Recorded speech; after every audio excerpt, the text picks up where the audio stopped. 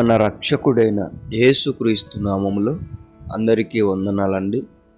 ఈరోజు దేవుని మాటలు గలతీయులకు రాసిన పత్రిక 6వ అధ్యాయము 15వ వచనం.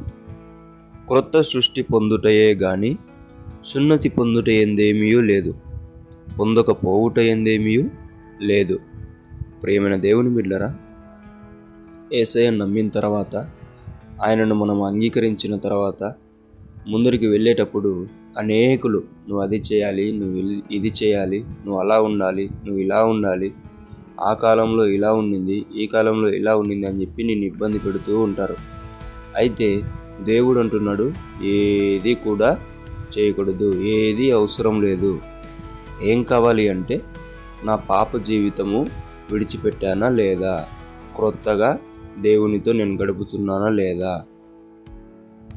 అది మనము ఆలోచించాలి. అంతే. అలాగుననే మన ఆలోచనలు, మన తలంపులు, మన జీవితము మారిందా లేదా అని చూసుకోవాలి.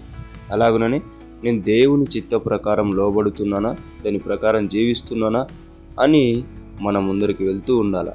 అంతే తప్ప సున్నతి పొందుట ఎందేమీ లేదు, పొందకపోవట ఎందేమీ కూడా లేదు. దేవుని బిడ్డలారా, క్రొత్తగా ఆయనతో సహవాసం చేయడంలోనే అంతా దాగి ఉన్నది. కాబట్టి ఆయనతో సహవాసం చేసి ఆయన చిత్తాన్ని తెలుసుకొని దాని ప్రకారం జీవించే బిడ్డలుగా జీవిస్తారని దేవుని పేట మనవి చేసుకుంటున్నాను.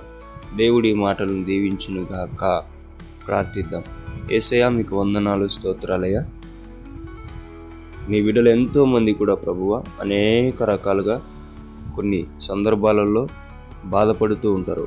అయితే ఈ దినమున నువ్వు మాట్లాడి మంచిగా మారడం తప్ప అంతకంటే ఇంకొక ఆలోచన లేదని చెలవిచ్చిన దేవుడా, నీకు వందనాలు.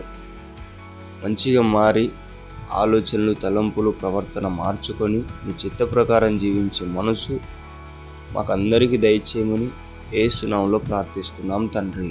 ఆమేన్.